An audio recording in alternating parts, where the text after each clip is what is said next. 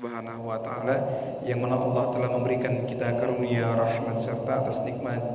yang juala hingga kita pada hari ini berada di hari Sabtu malam Minggu bersamaan dengan tanggal 3 Ramadan 1447 Hijriah dengan bersamaan dengan tanggal 21 Februari 2026 Miladiah. Salawat serta salam semoga senantiasa Allah curahkan kepada Nabi agung kita, Nabi teladan kita, Nabi besar Muhammad sallallahu alaihi wasallam beserta seluruh keluarga dan segenap sahabatnya hingga akhir zaman.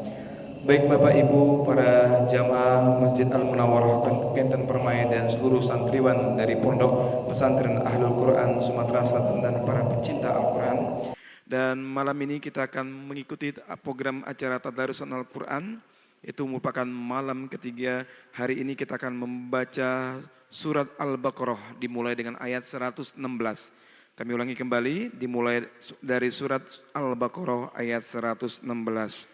Bapak Ibu jemaah sekalian dan pemirsa IGM TV yang dimuliakan Allah, sebagaimana Rasulullah SAW pernah bersabda mengenai pahala yang diperoleh dari kegiatan membaca Al-Quran, yaitu Allah Subhanahu wa taala berfirman, barang siapa menyibukkan diri untuk membaca Al-Quran sehingga lupa untuk berdoa dan memohon kepadaku, aku memberi pahala yang lebih utama daripada pahala orang-orang yang bersyukur. Hadis riwayat Tirmizi. Marilah bersama-sama kita ikuti program Tadarus Al-Quran ini langsung dari Masjid Al-Munawwarah Kenten Permai Palembang bersama pengurus, jamaah dan santri dari Pondok Pesantren Al-Quran Sumatera Selatan. Malam ini kita akan mulai dari surat Al-Baqarah ayat 116. Marilah sama-sama kita mengawal dengan pembacaan suratul Fatihah agar senantiasa Allah memberikan pahala atas bacaan apa yang kita baca Al-Quran, atas apa yang kita telah simak dan kita telah dengar Al-Quran pada malam hari ini. Mudah-mudahan Allah memberikan syafaat, mudah-mudahan Allah memberikan ridha kepada kita semua. Amin, Allahumma amin. Al-Fatihah ala haziniyah wa kulutun saliyah wa ila hadratin Nabil Mustafa sallallahu alaihi wasallam wa ala azwajihi wa auladihi kiramil Fatihah. Hamdu rabbil alamin arrahmanir rahim dunya wa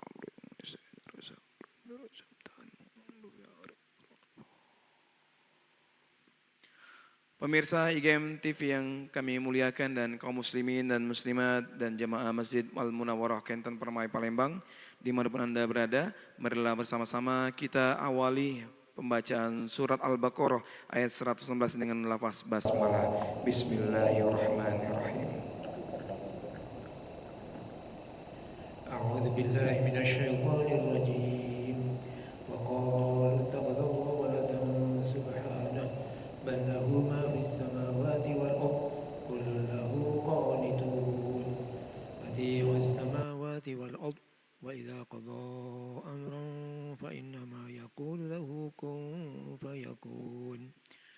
وقال الذين لا يعلمون لولا يكلمنا الله أو تأتينا آية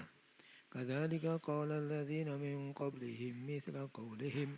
تشابهت قلوبهم قد بينا الآيات لقوم يوقنون إنا أرسلناك بالحق بشيرا ونذيرا ولا تسأل عن أصحاب الجحيم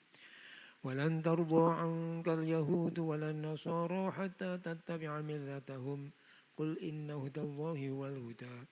ولئن اتبعت أهواءهم بعد الذي جاءك من العلم ما لك من الله من ولي ولا نصير الذين آتيناهم الكتاب يتلونه حق تلاوته أولئك يؤمنون به ومن يكفر به فأولئك هم الخاسرون يا بني إسرائيل اذكروا نعمتي التي أنعمت عليكم وأني فضلتكم على العالمين واتقوا يوما لا تجزي نفس عن نفس شيئا ولا يقبل منها عدل ولا تنفعها شفاعة ولا هم ينصرون وإذ ابتلى إبراهيم ربه بكلمات فأتمهن قال إني جاعلك للناس إماما قال ومن ذريتي قال لا ينال عهد الظالمين وإذ جعلنا البيت مثابة للناس وأمنا واتخذوا من مقام إبراهيم مصلى وعهدنا إلى إبراهيم وإسماعيل أن طهر بيتي للطائفين والعاكفين والركع السجود. وإذ قال إبراهيم رب اجعل هذا بلدا آمنا وارزق أهله من الثمرات من آمن منهم بالله واليوم الآخر قال ومن كفر فأمتعه قليلا ثم أضطره إلى عذاب النار وبئس المصير. وإذ يرفع إبراهيم القواعد Ali Imran 105. Bukan Al-Baqarah. Ali Imran 116. A'udzu billahi minasy syaithanir rajim. Bismillahirrahmanirrahim. Innal ladzina kafaru lan tughni anhum amwaluhum wala auladuhum minallahi syai'a wa ulaika ashabun nar hum fiha khalidun. مثل ما ينفقون في هذه الحياة الدنيا كمثل ريح فيها صر أصابت حرث قوم ظلموا أنفسهم فأهلكته وما ظلمهم الله ولكن أنفسهم يظلمون. يا أيها الذين آمنوا لا تتخذوا بطانة من دونكم لا يألونكم خبالا ودوا ما عنتم قد بدت البغضاء من أفواههم وما تخفي صدورهم أكبر قد بينا لكم الآيات إن كنتم تعقلون. ها أنتم أولئك تحبونهم ولا يحبونكم وتؤمنون بالكتاب كله وإذا لقوكم قالوا آمنا وإذا خلوا عضوا عليكم الأنامل من الغيظ قل موتوا بغيظكم إن الله عليم بذات الصدور. إن تمسسكم حسنة تسؤهم وإن تصبكم سيئة يفرحوا بها وإن تصبروا وتتقوا لا يضركم كيدهم شيئا إن الله بما يعملون محيط. وإذ غدوت من أهلك تبوئ المؤمنين مقاعد للقتال والله سميع عليم. إذ همت طائفتان منكم أن تفشلا والله وليهما وعلى الله فليتوكل المؤمنون. ولقد نصركم الله ببدر وأنتم أذلة فاتقوا الله لعلكم تشكرون. إذ تقول للمؤمنين ألن يكفيكم أن يمدكم ربكم ب3,000 من الملائكة منزلين بلى إن تصبروا وتتقوا ويأتوكم من فورهم هذا يمددكم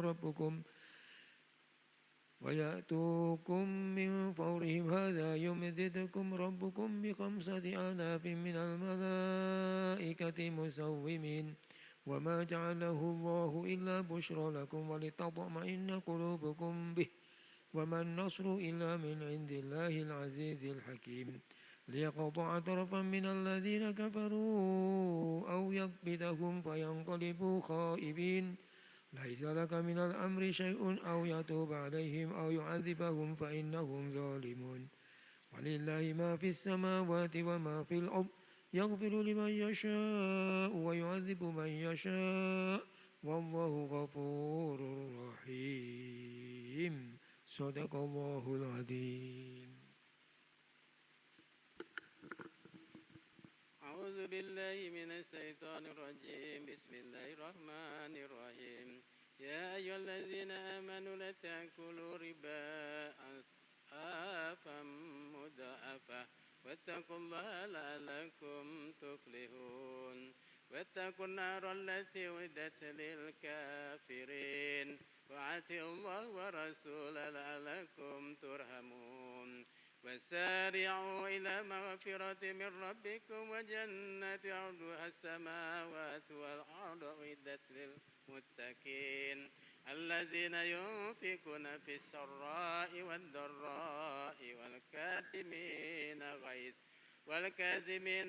والعافين عن الناس والله يحب المحسنين. والذين إذا فعلوا فاحشة أو ظلموا أنفسهم ذكروا الله فاستغفروا لذنوبهم ومن يغفر الذنوب إلا الله ولم يصروا على ما فعلوا وهم يعلمون أولئك جزاؤهم مغفرة من ربهم وجنات تجري من تحتها الأنهار خالدين فيها ونعم الأجر العاملين. صدق الله العظيم.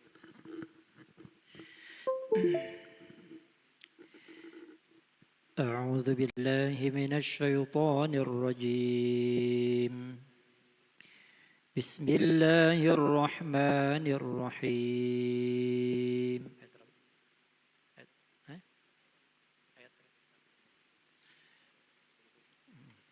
قد خلت من قبلكم سنن فسيروا في الأرض فانظروا كيف كان عاقبة المكذبين وهذا بيان للناس وهدى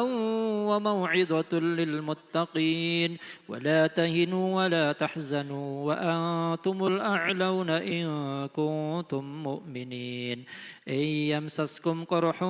فقد مس القوم قرح مثله وتلك الأيام نداولها بين الناس وليعلم الله الذين آمنوا ويتخذ منكم شهداء والله لا يحب الظالمين وليمحص الله الذين آمنوا ويمحق الكافرين أم حسبتم أن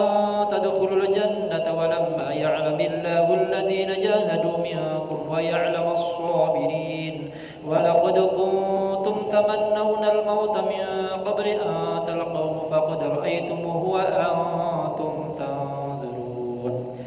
وما محمد إلا رسول قد خلت من قبله الرسل أفإن مات أو قتل انقلبتم على أعقابكم ومن ينقلب على عقبيه فلن يضر الله شيئا وسيجزي الله الشاكرين وما كان لنفس أن تموت إلا بإذن الله كتابا مؤجلا ومن يرد ثواب الدنيا نؤته منها ومن يرد ثواب الآخرة نؤته منها وسنجزي الشاكرين وكأي من نبي قاتل معه ربيون كثير فما وهنوا لما أصابهم في سبيل الله وما ضعفوا وما استكانوا والله يحب الصابرين وما كان قولهم إلا أن قالوا ربنا اغفر لنا ذنوبنا وإسرافنا في أمرنا وثبت أقدامنا وانصرنا على القوم الكافرين فآتاهم الله ثواب الدنيا وحسن ثواب الآخرة والله يحب المحسنين. صدق الله.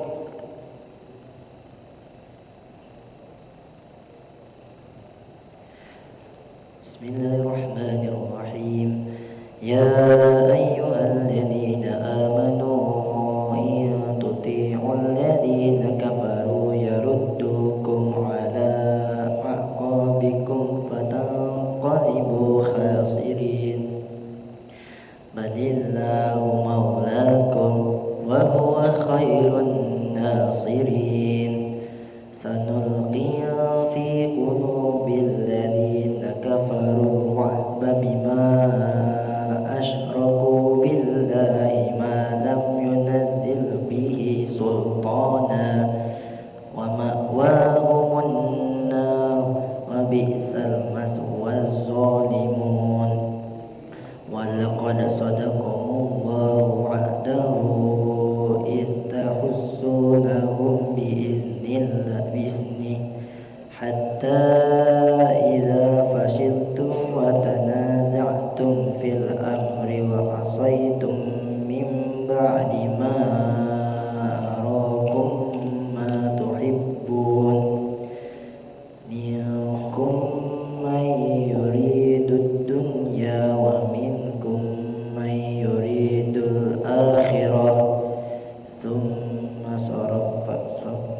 ثم صرفكم عنهم ليبتليكم ولقد عفا عنكم والله ذو فضل على المؤمنين إذ تصعدون ولا تلوون على أحد ورسول يدعوكم في أخراكم فأثابكم غما بغم لكي تحزنوا على ما فاتكم وما أصابكم والله خبير بما تعملون ثم أنزل عليكم من بعد الغم أمنة نعاسا يغشى طائفة منكم وطائفة قد أهمتهم أنفسهم يظنون بالله غير الحق ظن الجاهلية يقولون هل لنا من الأمر من شيء قل إن الأمر كله لله يخفون في أنفسهم ما لا يبدون لك يقولون لو كان لنا من الأمر شيء ما قتلنا هاهنا قل لو كنتم في بيوتكم لبرز الذين كتب عليهم القتل إلى مضاجعهم وليبتلي الله ما في صدوركم وليمحص ما في قلوبكم والله عليم بذات الصدور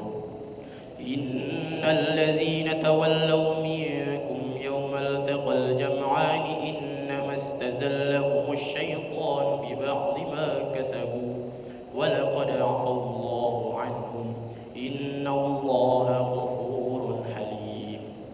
يا أيها الذين آمنوا لا تكونوا كالذين كفروا وقالوا لإخوانهم إذا ضربوا في الأرض أو كانوا غزا لو كانوا عندنا ما ماتوا وما قتلوا ليجعل الله ذلك حسرة في قلوبهم والله يحيي ويميت والله بما تعملون بصير ولئن قتلتم في سبيل الله أو متم لمغفرة من الله ورحمة خير مما يجمعون ولئن متم أو قتلتم لإلى الله تحشرون فبما رحمة من الله لنت لهم ولو كنت فظا غليظ القلب لانفضوا من حولك فاعف عنهم واستغفر لهم وشاورهم في الأمر فإذا عزمت فتوكل على الله إن الله يحب المتوكلين إن ينصركم الله فلا غالب لكم وإن يخذلكم فمن ذا الذي ينصركم من بعده وعلى الله فليتوكل المؤمنون وما كان لنبي أن يغل ومن يغل يأت بما غل يوم القيامة ثم توفى كل نفس ما كتبت وهم لا يظلمون أفمن اتبع رضوان الله كمن باء بسخط من الله ومأواه جهنم وبئس المصير هم درجات عند الله والله بصير بما يعملون لقد من الله على المؤمنين إذ بعث فيهم رسولا من أنفسهم يتلو عليهم آياته ويزكيهم ويعلمهم الكتاب والحكمة فإن كانوا من قبل لفي ضلال مبين أولما أصابتكم مصيبة قد أصبتم مثليها قلتم أنى هذا قل هو من عند أنفسكم إن الله على كل شيء قدير وما أصابكم يوم التقى الجمعان فبإذن الله وليعلم الذين نافقوا وقيل لهم تعالوا قاتلوا في سبيل الله أو ادفعوا قالوا لو نعلم قتالا لاتبعناكم هم للكفر يومئذ أقرب منهم للإيمان يقولون بأفواههم ما ليس في قلوبهم والله أعلم بما يكتمون الذين قالوا لإخوانهم وقعدوا لو أطاعونا ما قتلوا قل فادرءوا عن أنفسكم الموت إن كنتم صادقين ولا تحسبن الذين قتلوا في سبيل الله أمواتا بل أحياء عند ربهم يرزقون فرحين بما آتاهم الله من فضله ويستبشرون بالذين لم يلحقوا بهم من خلفهم ألا خوف عليهم ولا هم يحزنون يستبشرون بنعمة من الله وفضل وأن الله لا يضيع أجر المؤمنين الذين استجابوا لله والرسول من بعد ما أصابهم القرح للذين أحسنوا منهم واتقوا أجر عظيم الذين قال لهم الناس إن الناس قد جمعوا لكم فاخشوهم فزادهم إيمانا وقالوا حسبنا الله ونعم الوكيل فانقلبوا بنعمة من الله وفضل لم يمسسهم سوء واتبعوا رضوان الله والله ذو فضل عظيم إنما ذلكم الشيطان يخوف أولياءه فلا تخافوهم وخافون إن كنتم مؤمنين ولا يحزنك الذين يسارعون في الكفر إنهم لن يضروا الله شيئا يريد الله ألا يجعل لهم حظا في الآخرة ولهم عذاب عظيم إن الذين اشتروا الكفر بالإيمان لن يضروا الله شيئا ولهم عذاب أليم ولا يحسبن الذين كفروا أنما نملي لهم خير لأنفسهم إنما نملي لهم ليزدادوا إثما ولهم عذاب مهين ما كان الله ليذر المؤمنين على ما أنتم عليه حتى يميز الخبيث من الطيب وما كان الله ليطلعكم على الغيب ولكن الله يجتبي من رسله من يشاء فآمنوا بالله ورسله وإن تؤمنوا وتتقوا فلكم أجر عظيم ولا يحسبن الذين يبخلون بما آتاهم الله من فضله هو خيرا لهم بل هو شر لهم سيطوقون ما بخلوا به يوم القيامة ولله ميراث السماوات والأرض والله بما تعملون خبير لقد سمع الله قول الذين قالوا إن الله فقير ونحن أغنياء سنكتب ما قالوا وقتلهم الأنبياء بغير حق ونقول ذوقوا عذاب الحريق ذلك بما قدمت أيديكم وأن الله ليس بظلام للعبيد الذين قالوا إن الله عهد إلينا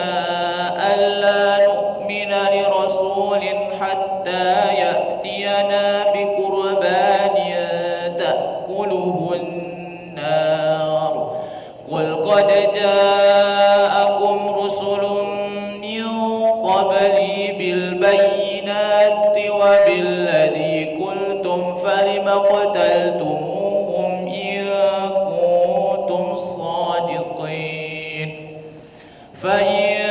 كذبوك فقد كذب رسل من قبلك جاءوا بالبينات والزبر والكتاب المنير كل نفس ذائقة الموت وإنما توفون أجوركم يوم القيامة فمن زحزح عن النار وأدخل الجنة فقد فاز وما الحياة الدنيا إلا متاع الغرور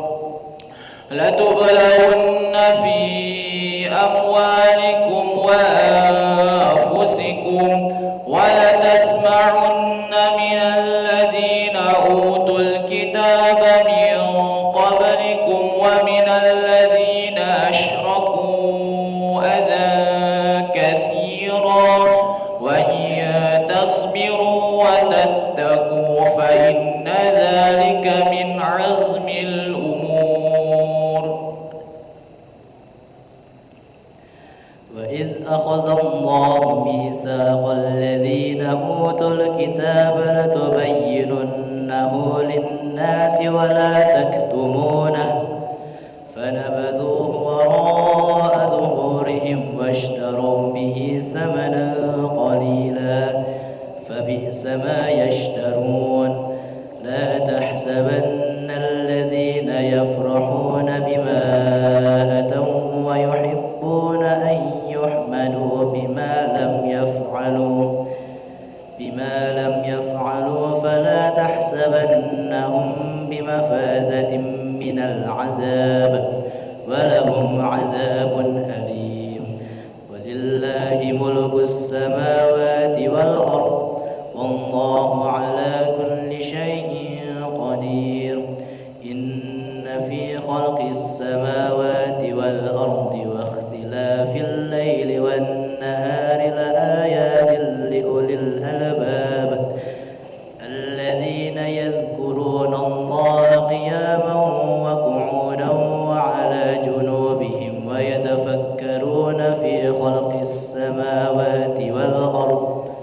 ربنا ما خلقت هذا باطلا سبحانك فقنا عذاب النار ربنا إنك من تدخل النار فقد أخزيته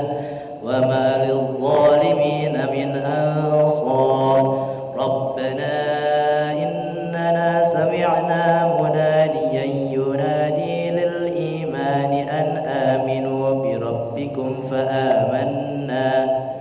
ربنا فاغفر لنا ذنوبنا وكفر عنا سيئاتنا وتوفنا مع الأبرار ربنا وآتنا ما وعدتنا على رسلك ولا تخزنا يوم القيامة إنك لا تخلف الميعاد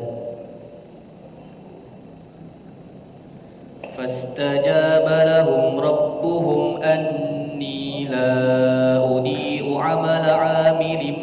منكم من ذكر أو أنثى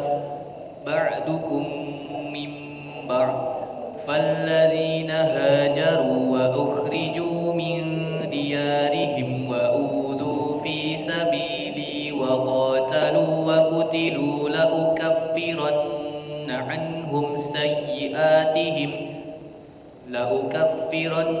عنهم سيئاتهم ولأدخلنهم جنات تجري من تحتها الأنهار ثوابا من عند الله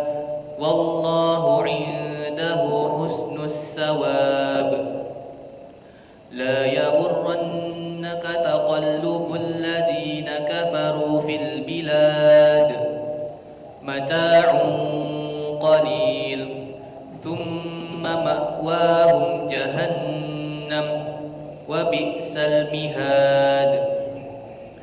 لكن الذين اتقوا ربهم لهم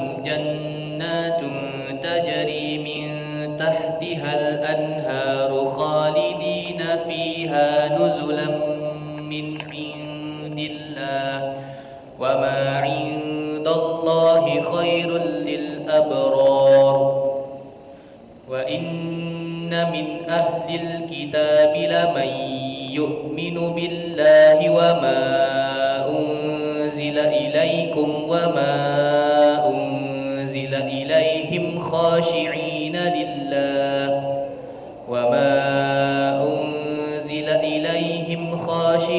لله لا يشترون بآيات الله ثمنا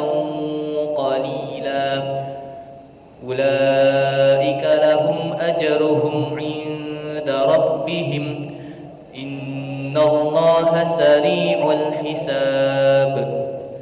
يا أيها الذين آمنوا اصبروا وصابروا ورابطوا واتقوا الله لعلكم تفلحون. بسم الله الرحمن الرحيم. يا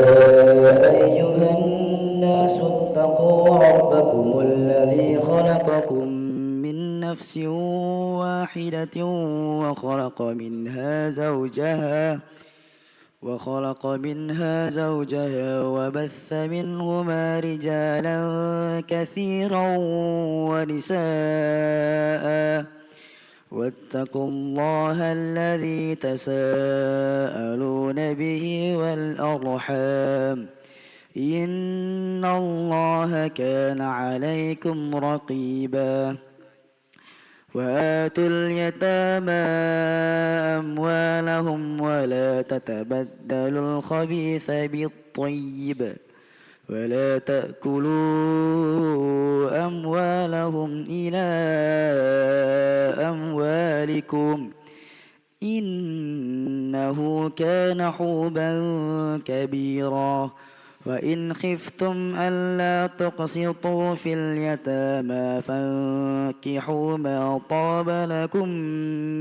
من النساء مثنى وثلاث ورباع فإن خفتم ألا تعدلوا فواحدة أو ما ملكت أيمانكم ذلك أدنى ألا تعولوا وآتوا النساء صدقاتهن نحلة فإن طبن لكم عن شيء منه نفسا فكلوه هنيئا مريئا ولا تؤتوا السفهاء أموالكم التي جعل الله لكم قياما وارزقوهم فيها واكسوهم وقولوا لهم قولا معروفا وابتلوا اليتامى حتى إذا بلغوا النكاح فإن آنستم منهم رشدا فادفعوا إليهم أموالهم ولا تأكلوها إسرافا وبدارا أن يكبروا ومن كان غنيا فليستعفف ومن كان فقيرا فليأكل بالمعروف فإذا دفعتم إليهم أموالهم فأشهدوا عليهم وكفى بالله حسيبا.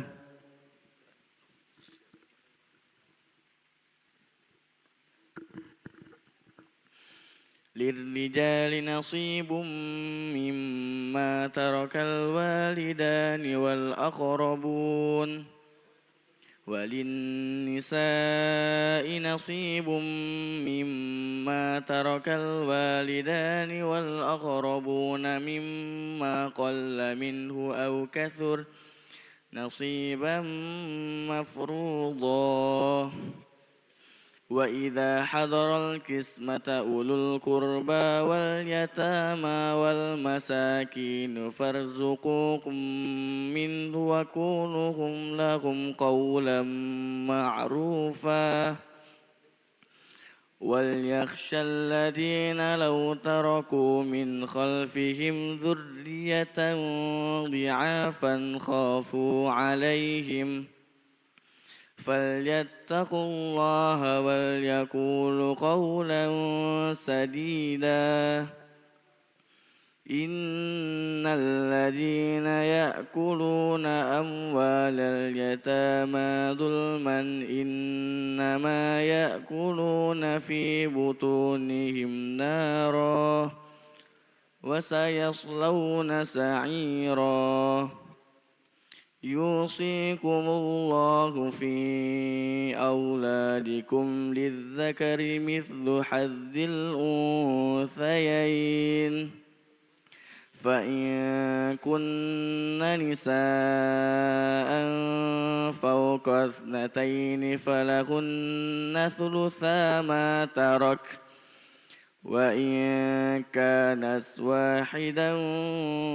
وإن كانت واحدة فلها النصف ولأبويه لكل واحد منهما السدس مما ترك إن كان له ولد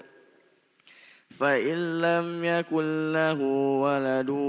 وورثه أبواه فلأمه الثلث فإن كان له إخوة فلأمه السدس من بعد وصية يوصي بها أو دين آباؤكم وأبناؤكم لا تدرون أيهم أقرب لكم نفعا فريضة من الله إن الله كان عليما حكيما ولكم نصف ما ترك أزواجكم إن لم يكن لهن ولد فإن كان لهن ولد فلكم الربع مما تركن من بعد وصية يوصين بها أو دين ولهن الربع مما تركتم إن لم يكن لكم ولد فإن كان لكم ولد فلهن الثمن مما تركتم من بعد وصية توصون بها أو دين وإن كان رجل يورث كلالة أو امرأة وله أخ أو أخت فلكل واحد منهما السدس فإن كانوا أكثر من ذلك فهم شركاء في الثلث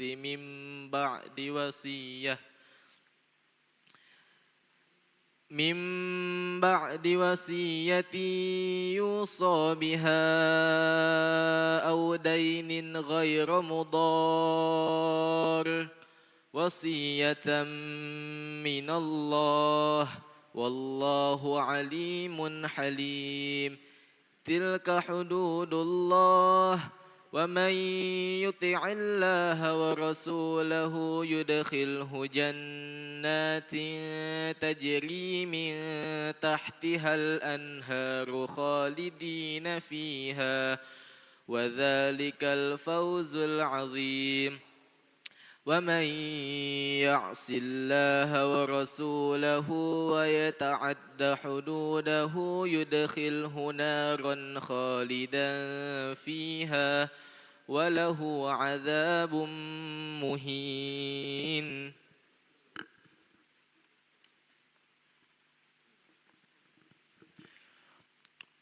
واللاتي يأتين الفاحشة من نسائكم فاستشهدوا عليهن 4 منكم فإن شهدوا فأمسكوهن في البيوت حتى يتوفاهن الموت أو يجعل الله لهن سبيلا واللذان يأتيانها منكم فآذوهما فإن تابا وأصلحا فأعرضوا عنهما إن الله كان توابا رحيما إنما التوبة على الله للذين يعملون السوء بجهالة ثم يتوبون من قريب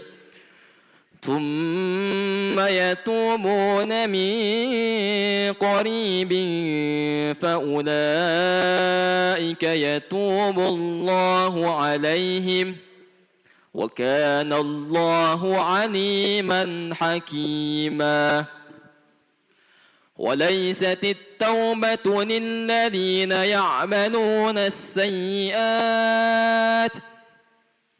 حتى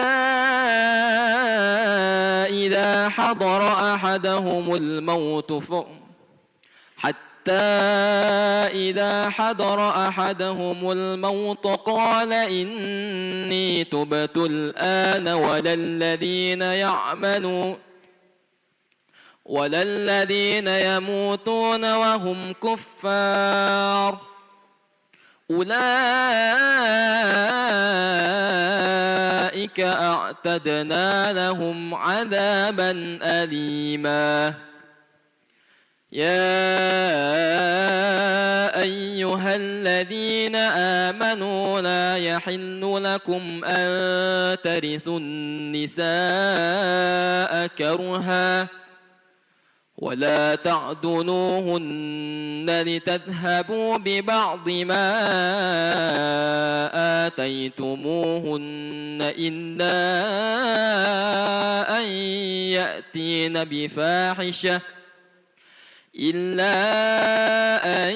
يأتين بفاحشة مبينة وعاشروهن بالمعروف فإن كرهتموهن فعسى أن تكرهوا شيئا ويجعل الله فيه خيرا كثيرا وإن أردتم استبدال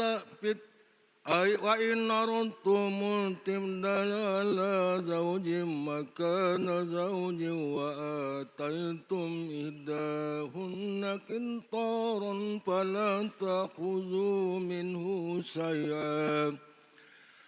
أتأخذونه بهتانا وإثما مبينا وكيف تأخذونه وقد أفضى بعضكم إلى بعض وأخذنا منكم ميثاقا غليظا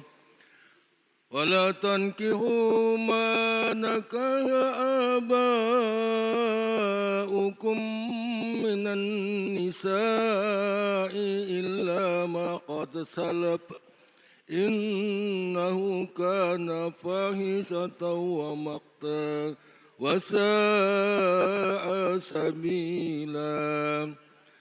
حرمت عليكم أمهاتكم وبناتكم وأخواتكم وعماتكم وخالاتكم وبنات الأخ وبنات الأخت وبنات الأخت وأمهاتكم التي أرضعنكم وأخواتكم من الرضاعة وأمهات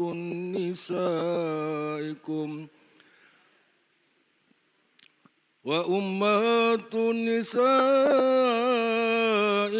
وربائبكم التي في وجوركم من نسائكم التي دخلتم بهن فإن لم تكونوا دخلتم بهن فلا جناح عليكم وحلائل أبنائكم الذين من أصلابكم وأن تجمعوا بين الأختين إلا ما قد سلف إن الله كان غفورا رحيما.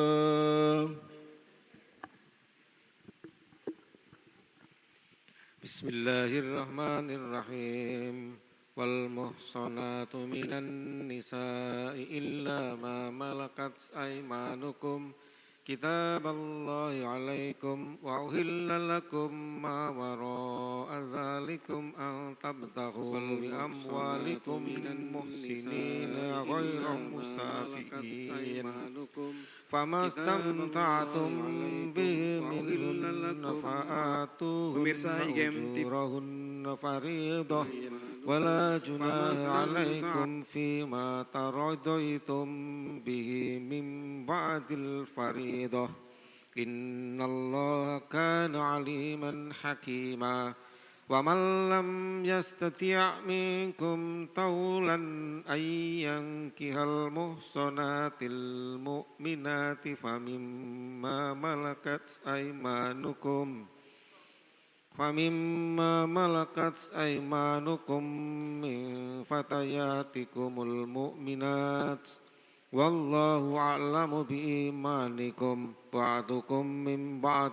fankihuhunna bi'izni ahlihinna wa atuhunna ujurahunna bil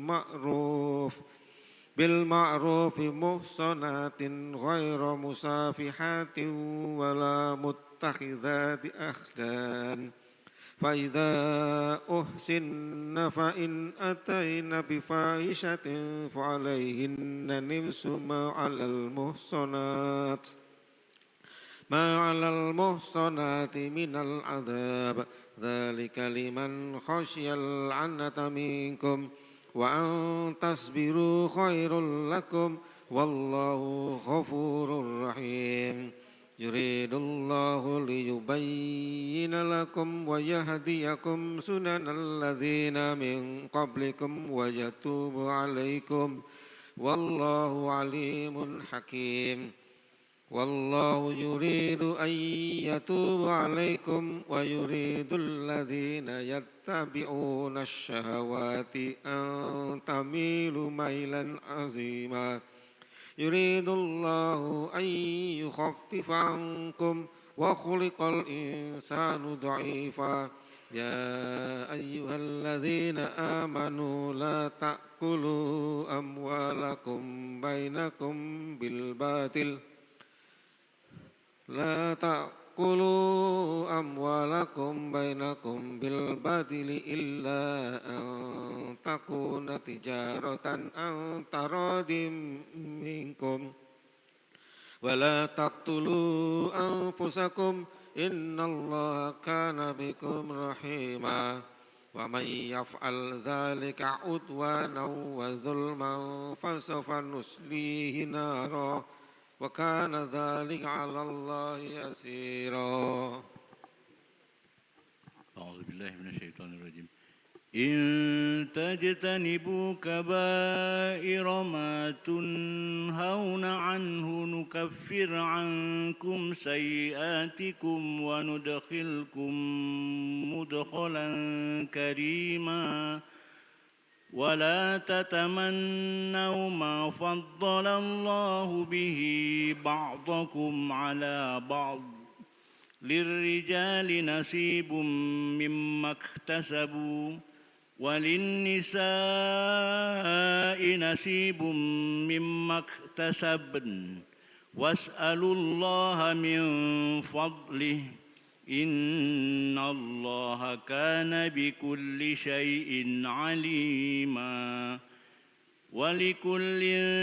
جعلنا موالي مما ترك الوالدان والأقربون والذين عقدت أيمانكم فآتوهم نصيبهم إن الله كان على كل شيء شهيدا الرجال قوامون على النساء بما فضل الله بعضهم على بعض وبما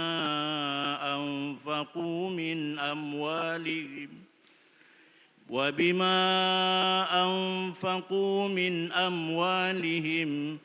فالصالحات قانتات حافظات للغيب بما حفظ الله واللاتي تخافون نشوزهن فعظوهن واهجروهن في المضاجع واضربوهن فإن أطعنكم فلا تبغوا عليهن سبيلا إن الله كان عليا كبيرا وإن خفتم شقاق بينهما فابعثوا حكما من أهله وحكما من أهلها إن يريدا إصلاحا يوفق الله بينهما إن الله كان عليما خبيرا واعبدوا الله ولا تشركوا به شيئا وبالوالدين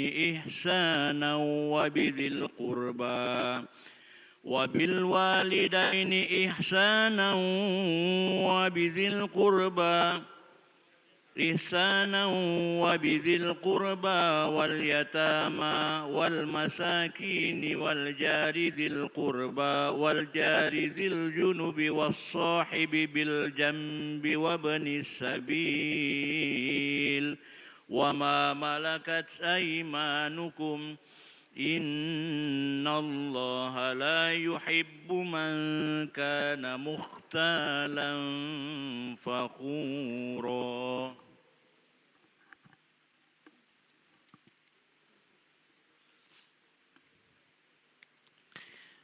الذين يبخلون ويأمرون الناس بالبخل ويكتمون ما آتاهم الله من فضله وأعتدنا للكافرين عذابا مهينا والذين ينفقون أموالهم رئاء الناس ولا يؤمنون بالله ولا باليوم الآخر ومن يكن الشيطان له قرينا فساء قرينا وماذا عليهم لو آمنوا بالله واليوم الآخر وأنفقوا مما رزقهم الله وكان الله بهم عليما إن الله لا يظلم مثقال ذرة وإن تك حسنة يضاعفها ويؤت من لدنه أجرا عظيما فكيف إذا جئنا من كل أمة بشهيد وجئنا بك على هؤلاء شهيدا يومئذ يود الذين كفروا وعصوا الرسول لو تسوى بهم الأرض ولا يكتمون الله حديثا يا أيها الذين آمنوا لا تقربوا الصلاة وأنتم سكارى حتى تعلموا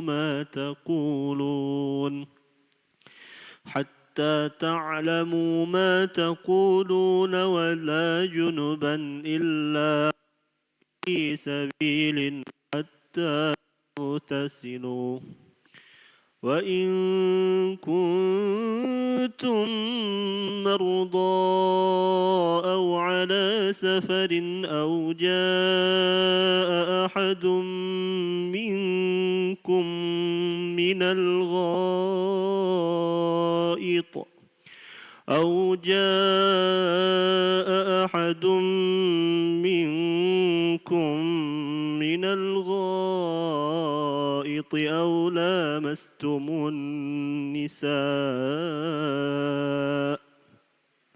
أو لامستم النساء فلم تجدوا ماء فتيمموا صعيدا طيبا فامسحوا بوجوهكم وأيديكم إن الله كان عفوا غفورا ألم تر إلى الذين أوتوا نصيبا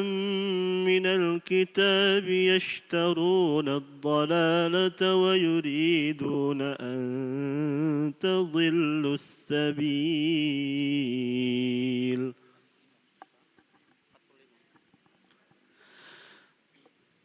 والله أعلم بأعدائكم وكفى بالله وليا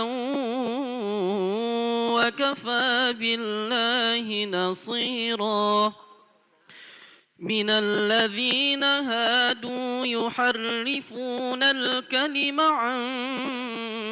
مواضعه ويقولون سمعنا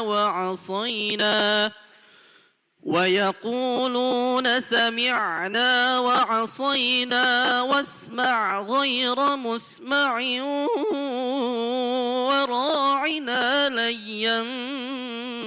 بألسنتهم وطعنا في الدين ولو أنهم قالوا سمعنا وأطعنا واسمع وانظرنا لكان خيرا لهم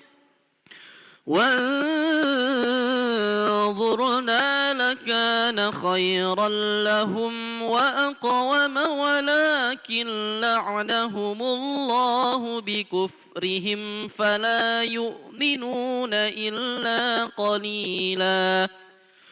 يا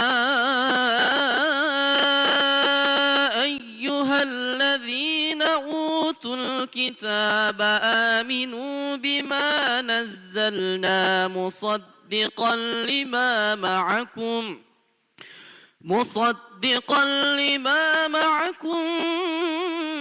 من قبل أن نطمس وجوها فنردها على أدبارها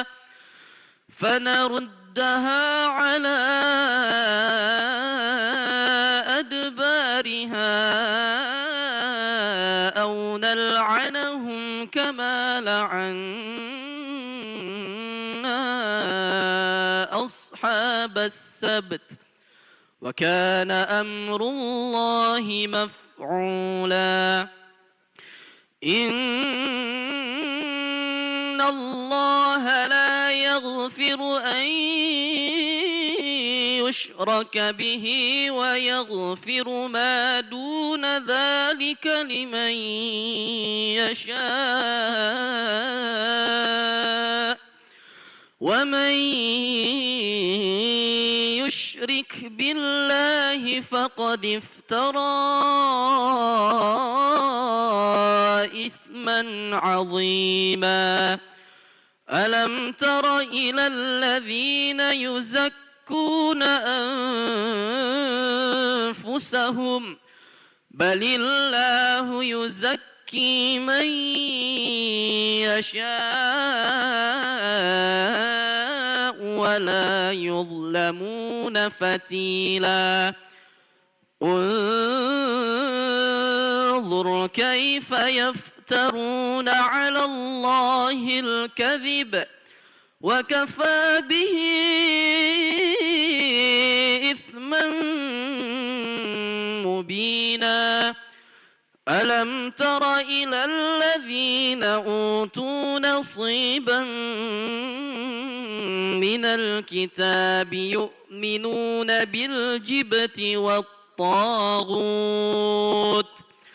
يؤمنون بالجبت والطاغوت ويقولون للذين كفروا هؤلاء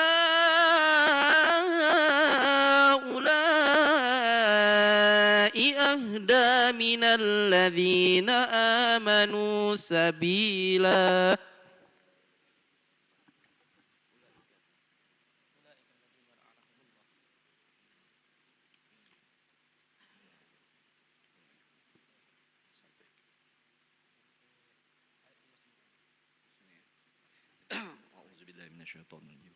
بسم الله الرحمن الرحيم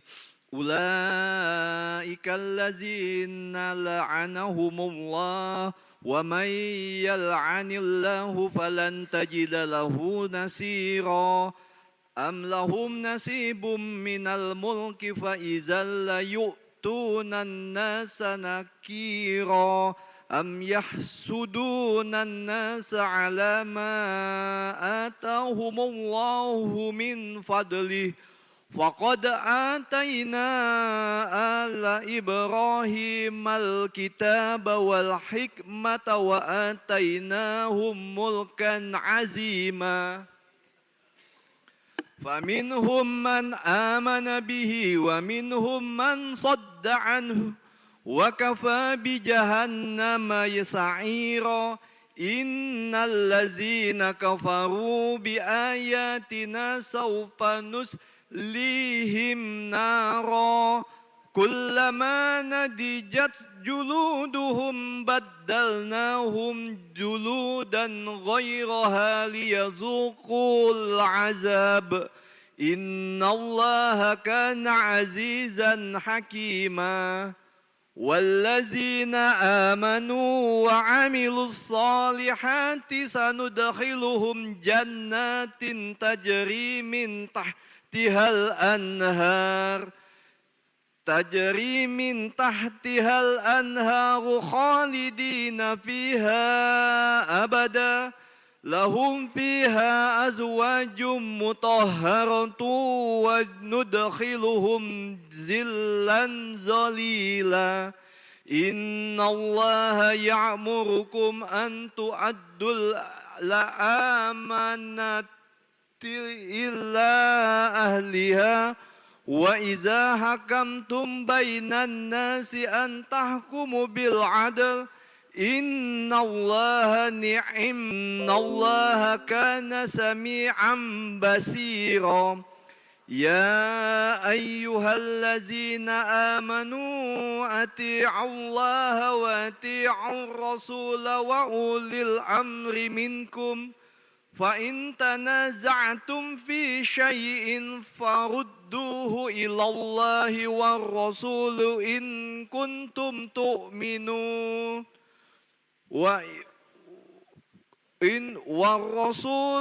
إن كنتم تؤمنون بالله واليوم الآخر ذلك خير وأحسن تأويلا Sadaqallahul azim. ألم تر إلى الذين يزعمون أنهم آمنوا بما أنزل إليك وما أنزل من قبلك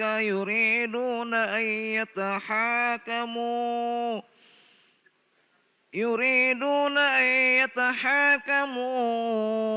إلى الطاغوت وقد أمروا أن يكفروا به ويريد الشيطان أن يضلهم ضلالا بعيدا وإذا قيل لهم تعالوا إلى ما أنزل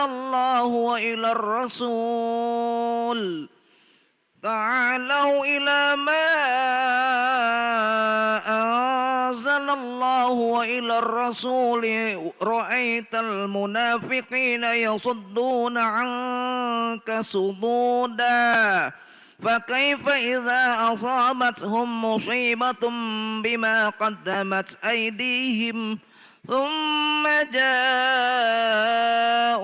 يحلفون بالله إن أردنا إلا إحسانا وتوفيقا أولئك الذين يعلم الله ما في قلوبهم فأعرض عنهم وعظهم وقل لهم في أنفسهم قولا بليغا وما أرسلنا من رسول إلا ليطاع بإذن الله ولو أنهم إذ ظلموا أنفسهم جاءوك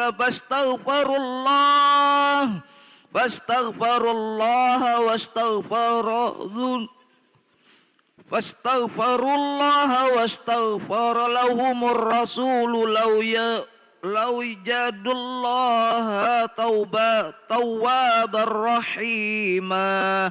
ولا وربك لا يؤمنون حتى يحكموك فيما شجر بينهم ثم لا يجدوا في أنفسهم حرجا مما apa diri? Qadaita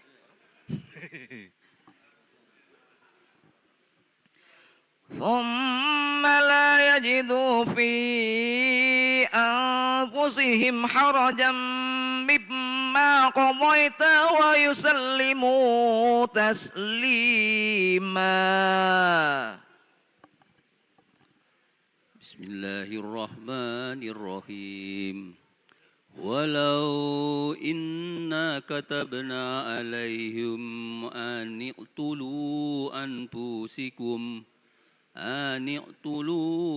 أنفسكم أو اخرجوا من دياركم ما فعلوه إلا قليل منهم فلو أنهم فعلوا ما يوعظون به لكان خيرا لهم وأشد تثبيتا وإذا لآتيناهم من لدنا أجرا عظيما ولهديناهم صراطا مستقيما ومن يطع الله ورسوله فأولئك مع الذين أنعم الله عليهم من النبيين والصديقين والشهداء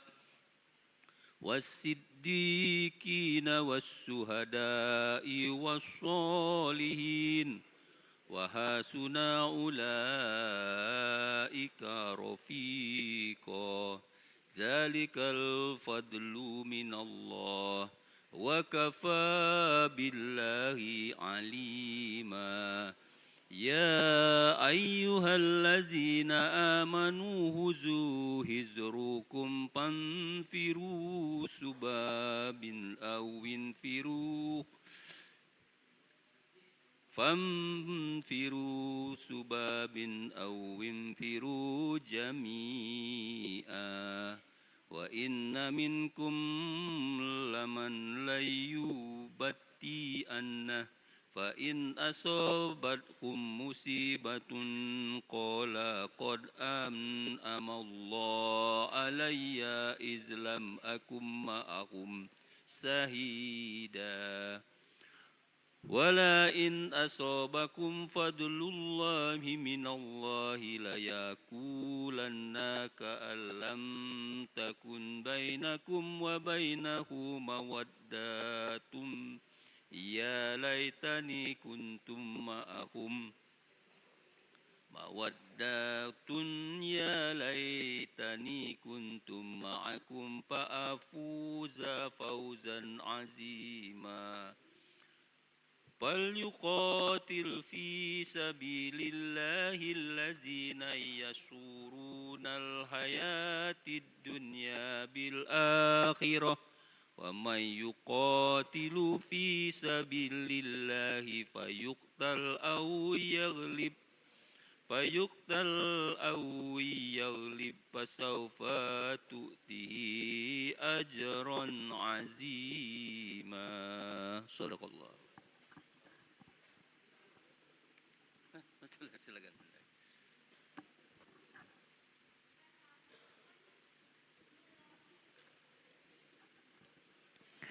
وما لكم لا تقاتلون في سبيل الله والمستضعفين من الرجال والنساء والولدان الذين يقولون ربنا أخرجنا من هذه القرية الظالم أهلها واجعل لنا من لدنك وليا واجعل لنا من لدنك نصيرا الذين آمنوا يقاتلون في سبيل الله والذين كفروا يقاتلون في سبيل الطاغوت فقاتلوا أولياء الشيطان إن كيد الشيطان كان ضعيفا ألم تر إلى الذين قيل لهم كفوا أيديكم وأقيموا الصلاة وآتوا الزكاة فلما كتب عليهم القتال إذا فريق منهم يخشون الناس كخشية الله أو أشد خشية وقالوا ربنا لم كتبت علينا القتال لولا أخرتنا إلى أجل قريب قل متاع الدنيا قليل والآخرة خير لمن اتقى ولا تظلمون فتيلا أينما تكونوا يدرككم الموت ولو كنتم في بروج مشيدة وإن تصبهم حسنة يقول هذه من عند الله وإن تصبهم سيئة يقول هذه من عندك قل كل من عند الله فما لهؤلاء القوم لا يكادون يفقهون حديثا ما أصابك من حسنة فمن الله وما أصابك من سيئة فمن نفسك وأرسلناك للناس رسولا وكفى بالله شهيدا من يطع الرسول فقد أطاع الله ومن تولى فما أرسلناك عليهم حفيظا ويقولون طاعة فإذا برزوا من عندك بيت طائفة منهم غير الذي تقول والله يكتب ما يبيتون فأعرض عنهم وتوكل على الله وكفى بالله وكيلا أفلا يتدبرون القرآن ولو كان من عند غير الله لوجدوا فيه اختلافا كثيرا وإذا جاءهم أمر من الأمن أو الخوف أذاعوا به ولو ردوه إلى الرسول وإلى أولي الأمر منهم لعلمه الذين يستنبطونه منهم ولولا فضل الله عليكم ورحمته لاتبعتم الشيطان إلا قليلا فقاتل في سبيل الله لا تكلف إلا نفسك وحرد المؤمنين عسى الله أن يكف بأس الذين كفروا والله أشد بأسا وأشد تنكيلا من يشفع شفاعة حسنة يكن له نصيب منها ومن يشفع شفاعة سيئة يكن له كفل منها وكان الله على كل شيء مقيتا وإذا حييتم بتحية فحيوا بأحسن منها أو ردوها إن الله كان على كل شيء حسيبا.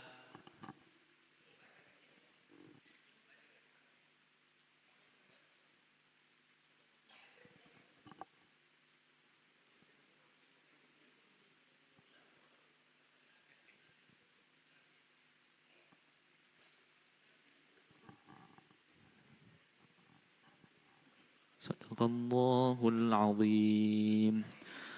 اللهم ارحمنا بالقرآن واجعله لنا إماما ونورا وهدى ورحمة. اللهم ذكرنا منه ما نسينا وعلمنا منه ما جهلنا وارزقنا تلاوته آناء الليل وأطراف النهار واجعله لنا حجتين يا رب العالمين. دعواهم فيها سبحانك اللهم وتحيتهم فيها سلام وآخر دعواهم أن الحمد لله رب العالمين. تقبل الله منكم.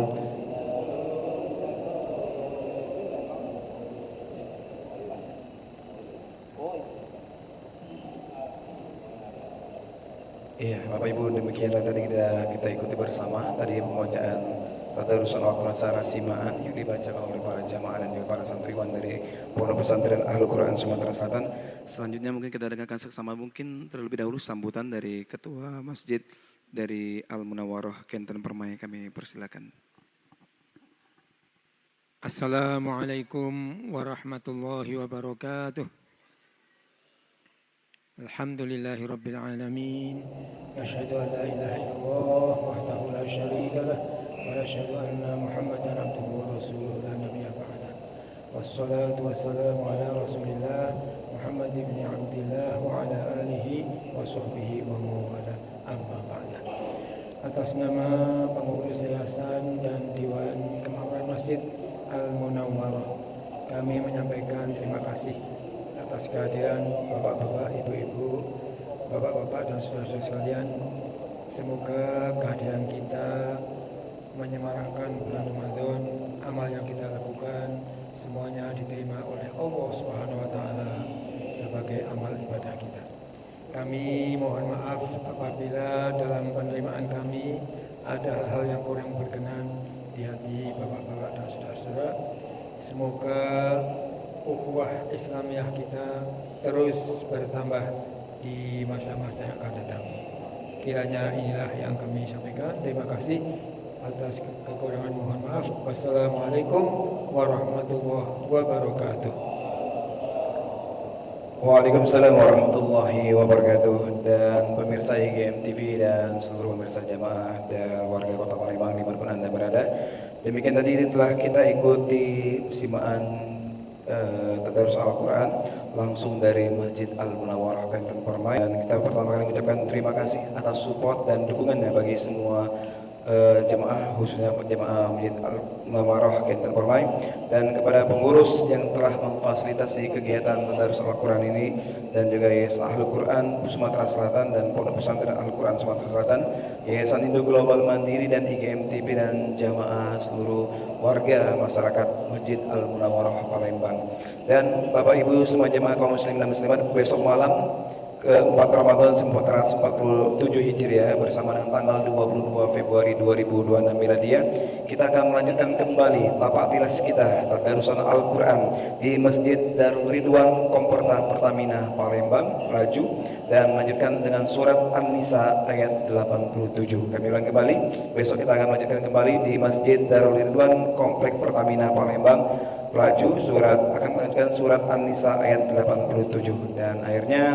marilah sama-sama kita menjadi renungan, bacalah olehmu sekalian Al-Quran, karena sesungguhnya Al-Quran itu akan menjadi syafaat penolong bagi para pembacanya di hari kiamat. Hadis riwayat Muslim. Dan akhir dan seluruh kaum muslimin dan muslimat, ikuti program tadarusan Al-Quran keliling wilayah Kota Palembang, masjid dan musola. Dan akhirnya saya Dono Fiansa atas nama kru kerabat kerja IGM TV yang bertugas mohon undur diri. Terima kasih. Wallahu muwaffiq ila aqwamit thoriq. Wassalamualaikum warahmatullahi wabarakatuh.